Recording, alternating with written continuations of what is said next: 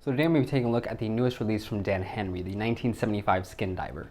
I think it's probably one of their best releases so far, and let's take a closer look. So for the automatic, we have a diameter of 39 millimeters. The case is closer to 38. Lug to lug is 42 millimeters, and height is 11.1. For the quartz, we have a diameter of 36.9 millimeters, about 36 millimeters without the bezel, 39.6 millimeters lug to lug, and a height of 10.4. Some other general specifications for the watch: we're going to have the Miyota 9015 movement beating away in here. We do have a dome sapphire crystal on the front, sapphire crystal for the bezel as well, but there is a steel bezel option. We do have an AR coating, but they don't state whether it's on the outside or inside of the crystal. There is 150 meters of water resistance, but it does not have a screw down crown. We do have a 120 click unidirectional bezel here, and Super Luminova, I assume C3. Just to note, the quartz version of the watch uses the Seiko VH31 Mecha Quartz movement, so that's pretty cool. And last but not least, the retail directly from Dan Henry is $450 for the automatic. I believe that's with the sapphire bezel, so about $20 cheaper with the steel. And $290 for the Mecha Quartz version, again with the sapphire bezel, so $270 for the steel bezel. And you can add $80 to each watch if you want to have this optional bracelet included. So starting off with the dial of this watch, and I think it is really, really well done. Obviously for this kind of black gilt version, we have this very deep, inky black dial, which I think looks very premium. I think a lot of the times a lot of companies go for matte blacks or sunburst dials, so having a nice deep, inky, very almost contrasted dial is really nice here. Clearly we have a pretty monotone theme here. We have black for the base dial, black for the bezel, gold almost everywhere else, both in the bezel and on the indices and in the text. And then we have these hints of orange throughout, both in the hands and along every 5-minute marker written out in actual numerals to denote 5, 10, 15, 20 for the minutes. Aesthetically, I really like how they did this watch. It looks very premium. There's a nice contrast, and the kind of hints of gold just add a nice richness to the watch, especially in the bezel. Like at certain angles, which you can see kind of right here, the text or numerals kind of fade away and almost become a little bit illegible. And then as you move it and turn it in the light, they pop out, they become bright, they become known, and it is just a really nice looking effect. It maybe isn't the most practical because they aren't super highly legible at every angle, but this is probably not a watch you're going to be relying life or death on for diving, so as it stands, it's a pretty cool design feature. If you go to something like the steel bezel, you obviously don't have that issue. You have this nice black infill, which is very contrasted, so obviously the legibility is very good there. Looking a little bit more generally, we do have these pencil style hands here, which are nice because they are multifaceted down the middle. So you do have those two sides to them, which help catch the light and just draw your eye into the hands themselves. At the very middle portion towards the hand stack, they are blacked out, which both blends into the dial very nicely and almost makes the hands look like they're floating at certain angles. And I think also just adds a nice cool design detail to the watch. I do like how they did this triangular seconds hand in this orange color. It stands out very nicely to the watch. It still fits in with this gold theme. It kind of is along the same color tone in a way.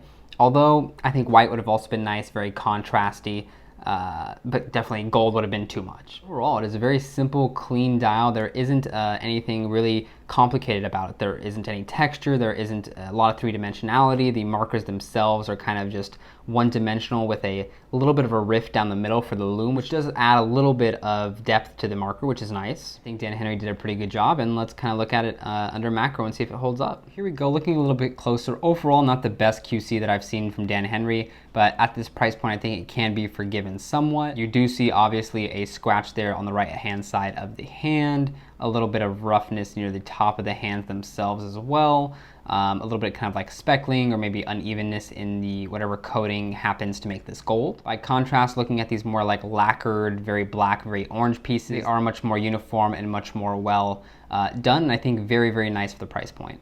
The minutes hand has similar issues with a lot of roughness near the right side of the hand, a little bit of just soft dust alongside the hand as well. Obviously not the best finish, but thankfully this is not something you see from wrist view. Focusing on the text here, obviously it's done pretty well. There is a little bit of three-dimensionality, and there is a subtle kind of sparkle sheen within the text itself, which I think is a really nice touch. Obviously matches along with the gold tones on the rest of the watch. That subtle sparkly print is continued in the seconds track. Looking at the markers, as you can see, they are just about as roughly, if not more roughly finished than the hands themselves.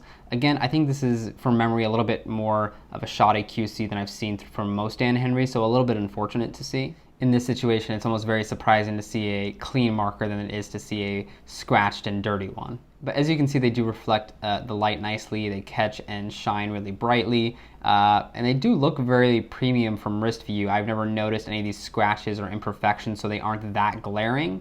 But obviously, as you can see, when we go into more of a macro look, it is not the most well finished. The dial itself, though, has this very nice deep inkiness. It is almost like a lacquer-esque dial, but not quite as intense. It is even hard to focus just because it is so black and kind of absorbing all the light. So overall, it is a decently done dial. I do think there's a good amount of detail and kind of attention paid here, but the QC is not necessarily up to par. But again, from wrist view, not that bad. Moving on for a second to the quartz counterpart, we can see this is actually much better finished, but it's also finished differently. It does not have a high polish. All these markers are kind of coated in whatever material makes it blacked out, but it is nice to see there aren't any scratches. There is no unevenness in the marker itself. The way that the black markers and orange accents really contrast against the bright white dial is a really nice touch. You do see a lot of like black just I guess maybe fuzz or paint along the seconds hand here. So unfortunate to see, but not the biggest deal. Focusing on the other hands, there really aren't any imperfections from what I can see. They are nice. They are kind of bulbous. They are not bifaceted like the other hands are. They have a little bit more of a rounded quality to them. And I think they look really nicely done. Similarly, the texture is done differently here. It is more of an eggshell base pattern, and the printing itself, there is no kind of sparkly nature to it. It is just a nice pure black inky text. Moving on to the case of this watch, and while there isn't as much kind of finishing or pizzazz about the case itself, it actually is very well done. You can see from the top point, all we see is vertical brushing on the lugs. There is no high polish, there are no high polish chamfers. For the mid case, we have solely high polish. You can just see how thin that mid case looks. A lot of the height is held in the case back as well as the bezel and crystal. So when you have the watch on wrist and the case back sitting into the wrist, you kind of just have this very thin mid case that I guess doesn't stand out to you and wears supremely well, makes it feel very thin, and really does a good job at hiding the thickness of the watch. It is a really well constructed ergonomic case. And with that too, we do have some turn down within the mid case itself, so it is comfortable. It conforms nicely to the wrist, and it is not sharp, so it does sit nicely and comfortably on the wrist itself. We have a signed DH for the crown right there. The bezel itself is sapphire. We do have a 120 click bezel. It has a really nice defined click to it. It does not have a cheap feeling. There is really not much back play on it either. So it is a pretty nice action to the bezel, so really no complaints there. Taking a quick look at the case back, we do have a classic Dan Henry 3D kind of sculpture emblazoned case back here. Blasted background, high polished kind of, I guess, octopus diver there. That's cool, I guess. And then we do just have some general info on the edge of the case. Nothing too crazy. As you can see here, we do have quick release for the end links on the bracelet. But as you can see, because the end links kind of sit very close to the case and the lugs are so short, the quick release bars kind of turn towards the case, so it's a little bit hard to manipulate with your finger. You kind of almost need a spring bar tool just to kind of push on that spring bar itself. And just as a note, the crown, even though it's small, is easy to manipulate, easy to wind. It has a nice feeling to it. It feels just classic to every Miyota 9015. And then right before moving on to the bracelet, focusing on how the lugs are, they are very short and they are very thin. So because they are thin, it makes the watch feel even smaller. It has a smaller footprint on wrist. Had they made it very short lugs, but very beefy and kind of H-like in its stance, it would have felt a lot more pronounced and aggressive on the wrist and much more almost sporty. Because this is more of a skin diver, they leaned a little bit more towards elegance, a little bit more towards finesse, and they made it to feel almost dainty, almost very elegant in its execution. Looking at the bracelet here, we have this 3-link, flat link style, very pronounced large mid-link that is highly polished here. We do have male end links. For the bracelet, I don't love it. It looks, I think, very cheap. It feels very light. It doesn't have the greatest feel on wrist or in hand. It just uses friction fit pins and collars. There are other brands like Laurier and Notice using screws, so it would be nice to see Dan Henry doing the same. It does have a regular fold over deployant clasp. It has a very nice action to the deployant here. It's very reassuring. It has a very nice audible click to it. That is probably the nicest part about the watch. You do have one hole of micro adjust there too, which I would have liked to see a little bit bigger of a clasp to add a little bit more holes. And kind of another point of annoyance with the bracelet is all the links are the exact same size. There are no half links, there are no quarter links. So you kind of have to either be very lucky and it fits you very well, which thankfully it does for me, or you're out of luck and you'll be in between sizes even with this one hole and micro adjust. Quickly before you move on, again, you can have the glossy sapphire bezel, which obviously matches the black dial very well, or you could have opted for the steel bezel like this, which is more radially brushed. Obviously what's very nice is you have a very deep contrast here between the steel bezel and the black infilled numerals. It is very legible, unlike the kind of gold infill of the bezel here sometimes. And at the end of the day, it is functioning the same. It serves the same purpose. It does add a little bit more finishing to the watch, of course, with the sunburst styling, but it's just whether or not you prefer this almost sportier tooly style or this more dressy elegance that comes from the shininess and depth of color of the sapphire. So moving on to how this watch wears, earlier I was wearing my Zodiac here, and this is about a 38.8 millimeter watch, so in theory they should wear very similarly and looks very similarly on wrist. And there we have the 39 millimeter Dan Henry on my 6.5 inch wrist. And I think you can tell even between the previous Zodiac I was wearing, this has a much smaller footprint on wrist. It just looks smaller. Again, it is very shorter lug to lug. The biggest part about this watch is the dial itself. It starts very, very small and thin at the lugs and kind of grows and grows and grows and then narrows back out. So although it is a 39 millimeter watch and 38 at the case, it wears a bit smaller than you would expect it to, which is nice for us with smaller wrists who want like a big dial so you can just have something that's legible, but you don't want it to wear kind of overpowering on the wrist itself. If I move it up on the wrist, I have closer to a 6-inch wrist there, can easily still wear it. So you can probably easily wear this on someone with a maybe 5.5 inch wrist and still can get away with it with no problem. Looking at it from the side view, as you can see, it wears very, very close to the wrist. The mid case appears very thin and kind of almost non-existent on the wrist, which is very interesting. Most of the case back, not all of it, disappears pretty easily into the wrist, and as you kind of flex more and more, the case back completely disappears and you just have the very thin mid case sitting very nicely onto the wrist surface. So it is a very comfortable and almost deceivingly thin wearing watch. It is a really nice wearing experience for a 39 millimeter. By comparison, this is the 37 millimeter watch on my wrist. To me, this wears almost much more like a 34, 35 millimeter watch. If I bring in my vintage Tudor over here, and sorry it's not running, but you can see they almost have a very, very similar stance. The Tudor is actually slightly longer on the lug to lug than the Dan Henry is, so it almost has a bigger stance. And funnily enough, the dial diameters are exactly the same. I believe they're both 29 millimeters. So keep it in mind, even though this says 37 millimeters on the website, it does not at all feel like a 37 millimeter. For the Dan Henrys, you can option a standard strap, and I believe that's not FKM rubber. You can have this Tropic FKM rubber strap, which has this kind of like crackled leather appearance. It's not my favorite. I don't like these huge rally style holes. I would have liked a smaller hold perforated strap along here. I think it would have looked a little bit better.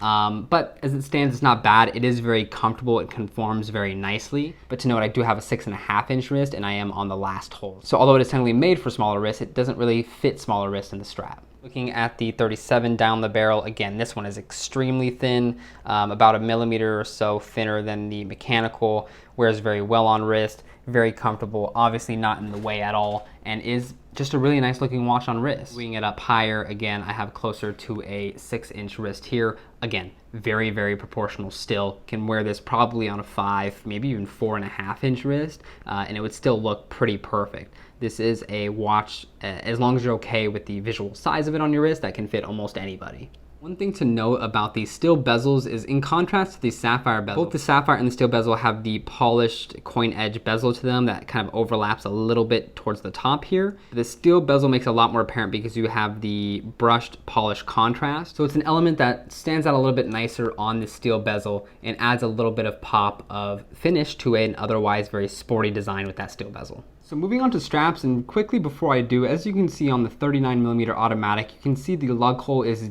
pretty close to the very, very edge of the lug. Whereas if you look at the 37 millimeter quartz, it's set a little bit closer inside. And although both variations have this kind of cut out on the bottom of the mid case to kind of help bigger straps fit in, with the 37 millimeters, because they moved that pinhole positioning, it does have a harder time fitting other straps to it. I did not find a lot of my 19 millimeter straps that were able to fit onto this case body, which was unfortunate because with this one, you have pretty much every strap in the world that's your option. You can really mix around and play with it. Whereas with this one, you honestly need either a very, very thin ended strap or curved bars. And that lug positioning problem is kind of exemplified in the stock strap here. So if I take out the spring bar, you can see it has a very, very subtle curve to it, which is lame because it's kind of harder to find curved spring bars, and unless you have a lot of extra curved spring bars, you know how to curve them yourself, it doesn't look great on a watch. It kind of the straps have to be made specifically for it, because if you take a regular 19 and curve it, there's going to be some extra space at the ends where the bar is shining through and doesn't look great. So a little bit of a weird design point that they moved the holes on this quartz version. Starting off with one of my favorite straps, this is a Vario distressed Italian leather in this brown coloration. I believe they call it tan, but it just works really, really well with the watch design. It brings out the richness in those gold numerals. Really nicely wearing, looks pretty great on this leather strap. Has a kind of distressed leather feel to it, so it gives it that vintage flair that the watch is trying to give off as well. Really, really great combo here. Staying with that distressed brownish, tannish type theme, we have this very nice strap from Colareb. I forget the name of it, but I'll have it linked down in the description below. And there we have it. The suede-ish style complements the watch really well. Again, the brownish tan tone works really well with the gold. And it is just a very comfortable strap. Although this is a dive watch, I think this is one of the few dive watches that I think looks amazing on leather straps, so definitely just go for it. Next, if you really want to try to class it up, we have this very nice dark green leather from, I believe, Veblenist. Looks really nice. The green gold is a very rich combo, complements the black pretty well, and again, dresses it up very slightly. It is thin enough to do so, and it will fit under a dress cuff, so why not? Not my favorite combo, but I do really like it. Again, a very nice, rich, natural colored combo. And lastly, the classic white Archer silicone strap. It helps modernize the watch a little bit, adds a little bit of color, adds a little bit of pop, makes it a lot brighter, but also helps contrast against the dial really well and almost makes the black of it pop more. And there we have it on wrist, very comfortable, conforms really nicely on wrist, plants the watch very well. Obviously you can sweat through it, very good summer strap. And yeah, I think if you have this watch, why not try this one out? Going with the 37, one of the very few straps that I had that actually fit is Jean Rousseau times Theo and Harris cork strap. Looks pretty fun, contrasts nicely against the white dial, and is very comfortable. Maybe not for everybody, but I really dig it. But at the end of the day, this is, I believe, like a $180 strap, and the watch itself is about $290, so maybe a little bit of a ridiculous pairing. But again, it's very unfortunate because not a lot of straps fit this very, very tight case lug width. Next, we have this Saffiano leather strap from Veblenist. I think it's very nice because it adds to the black tones of the dial, both in the markers and on the bezel. So it's a pretty cool combo to me. Blacks out the watch a little bit, lets the dial definitely shine a little bit more. So yeah, not too bad of a combo. And lastly, the white Archer silicone strap. This one was a little bit of a pain to get in. As you can see, it doesn't really sit flat, I guess you can say. It kind of curves down with the lugs because it just needs to be pushed in so tightly to the case itself. A little bit annoying. You really have to fight with it to get it in. So this strap I almost can't recommend you getting because, again, it's a little bit of a battle to get it on. With that being said, it does look pretty fantastic. Really matches the white tones of the watch, makes the watch pop a lot, puts that summer feeling up to 11. And again, I guess if you use the curved spring bars from the original FKM rubber strap, it would be less of a hassle, but you also might get some lug gap, so who knows. As it is, I think it looks pretty good, and if you dare to try to really force it on there, and maybe if this is the only strap you'll ever wear the watch on, go for it. Lastly, looking at the Lume here, on the right we have the 39 Auto, on the left the 37 Quartz. You can see on the Quartz we do have a little bit of orange in the Lume at the 12, 3, 6, and 9 because they are already orangish colored on the dial itself. Don't know if it's because it's a different Lume signature or because the marker is orange, but as it stands, it's kind of cool because you have that bicolor effect. As it stands on the watches themselves, the Lume is fairly even between the markers and the hands, which is very nice to see, but the application is not great. It's a Not the brightest, it doesn't last the longest, but at least while it does last, it is very legible, it is very easy to read the time, but they definitely could have added a thicker application. Relume, comparing mainly the 39 to the Timex Snoopy, you can see that Snoopy, at least in my eyes, and maybe not on camera so much, leans a little bit bluer, whereas the Dan Henry is a little bit more green leaning. The Dan Henry is not quite as bright as you would want it to be, but I don't think you're buying this watch because it has killer lume and you're going to be reading it 150 meters under the water. You're buying it because the design is very cool. One thing to note is on the sapphire versions that are not gilt, I believe the sapphire bezel also does lume, so this version with the gilted bezel does not have a lume in it. So pros and cons of this watch, and I think one of the biggest pros off the bat is just the size and the way the watch wears. When I first took it out of the box and put it on, I had to pretty much go back to the website and just make sure it was a 39 millimeter because it just wears not a lot smaller, but just smaller than you would expect for that size. It has a very short lug-to-lug distance. It is very thin, at least the way it's constructed. It feels very thin on wrist, and because of that bezel, it does have a smaller dial diameter, so it doesn't feel like a big wearing 39 by any means. But I do like that. It's very comfortable. It's very nice on wrist. The 37 quartz especially wears very, very much like a true vintage watch. And I think if you're one of those smaller wristed people like myself who really want a nicely wearing, comfortable watch, this should be pretty high on your list. I also like how much variability the range has. You can choose from steel bezel, sapphire bezel, date, no date, automatic, quartz, 37, 39 millimeter, only for the quartz, but hey. There is a lot to choose from. There's a lot of dial colors, and there's just kind of a lot of ways to find a watch I think that probably suits you best. Dan Henry definitely didn't need to go through the extra hassle to make all these variations, so it's nice to see that they really wanted to give you as many options as possible. Another big pro for the watch is I do think it absolutely looks more expensive than you would expect it to be. The way the dial is printed, just the proportionality of everything on the dial, the way the watch shines, especially on like the black and gilt model that I have that I think is probably one of the best looking out of them all. The way the case is constructed, brushing, the way it catches the light. There is just a lot of premium feel to this watch, and I would have gladly paid twice the price for this watch and it still would have kind of made sense to me. Of course, the movement could have been upgraded, but as it stands, it is still a fantastic, I think, value proposition, and just you do get what you pay for. And the last pro, and it doesn't really apply to the automatic version, but with the quartz 39 and 37 millimeter ones, you do get a mecha quartz option, or it comes as a mecha quartz rather. And that's nice because you don't get the kind of 1 second tick that you do on most quartz. You get that kind of pseudo mechanical sweep, and it's just nice to see. It kind of bridges the gap between an automatic watch and a quartz, and I think it just looks more interesting. I don't know why more companies don't use mecha quartz, because every time I've had a mecha quartz watch in, I think it's very fun and very interesting to look at, and it doesn't hurt that you get the kind of mechanical sweep in a thinner package. So moving on to cons, while I don't have many, this kind of biggish one applies only to the 37 millimeter quartz. It might apply to the 39 quartz, but I'm not exactly sure if those two case shapes are made the same way. But at least for the 37, you do have lug holes that are very much closer to the case, whereas on the 39 automatic, they are very much at the tip of the lug. So at the end of the day, you do on the 37 have straps that don't necessarily fit against the case very well. Sometimes your strap will be too thick and you can't really get it in there. You have to have something very pliable or almost like pretty much curved lugs or curved spring bars to actually make it work. It is unfortunate because you don't really have the full range of strap options you normally would, because not every strap will fit on that watch. The 39 doesn't have that problem. It can fit pretty much any strap because it is constructed well. The lugs are in the lug holes rather are in a very nice place on the watch. So it combats that issue. I don't know why the 37 made it an issue for no reason. And the only other real con I have with this watch is I think the bracelet lets it down a little bit. The bracelet is very thin feeling, it's very tinsy feeling, it doesn't feel very high quality. Aesthetically, it does kind of go with the look, of course. You have that skin diver flat link styling, but especially like the polished midsection is very large. It is, to me at least, a little cheap looking in the way it's executed, and it's going to obviously attract scratches very easily. And I just don't think it fits with the premium feel of the rest of the watch.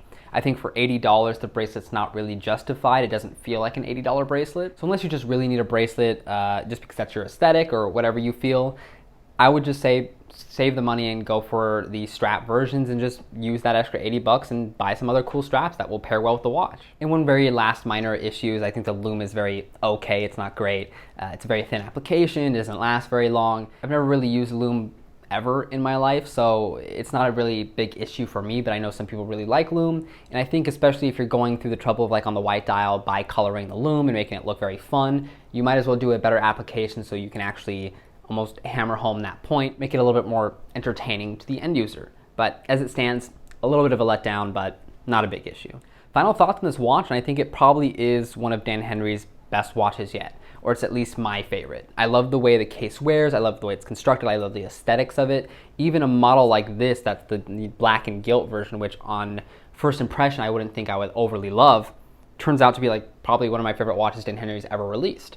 And that's just a testament to the fact that not only are the color ways really well executed, but it is just a very nice package overall in person. I think if you have any interest in this watch or this model series, and especially if you have a smaller wrist, definitely go for it. I think you will not be disappointed. The watch wears amazingly well, it's constructed really well, and I think it will be a watch that is fun to have in your collection, fun to wear, and something you really will gravitate towards. For those with bigger wrists, like 7.5 inches and up, it might be a little bit weird for you. I don't think that 37 is for you at all. It is a very small wearing 37, so I would say go for the 39 if you even want to go for it at all, because it is going to be a smaller wearing 39. It's going to have a small footprint on the wrist, so unless you're just used to wearing smallerish watches, like you usually wear 38s or 37s or 35s, then maybe skip on this release, unless you also just want to dip your foot into smaller watches. Overall, again, I don't have many complaints. They could have improved the bracelet, they could have improved the Lume, and had they improved the bracelet, I think it would have been a fantastic package. Obviously, nothing else really comes to mind at this price point that combats it directly, except maybe a brand like Laurier, who also has that vintage aesthetic, and of course they have a couple improvements like in the bracelet that kind of blow this watch out of the water in that aspect. But if we're going for pure aesthetics, purely the way it feels on wrist, looks in person, I honestly still would go for the Dan Henry. It is an amazingly executed watch, and I think it is just a kind of take on a skin diver we haven't seen that much in the watch industry. They've had a lot of fun with color. They've stayed almost very true to what a skin diver should be, and unless you're talking about a brand like Zodiac, they've added some fun into a design ethos that really hasn't been there before. With the 1975, Dan Henry has created my favorite Dan Henry. So I'm excited to see what else comes from the brand. They just seem to get better and better as they iterate and add new models, so very exciting for the future. Anyway, those are just my thoughts. Thank you as always for watching the video. Hope you got something out of it, and I'll see you in another one.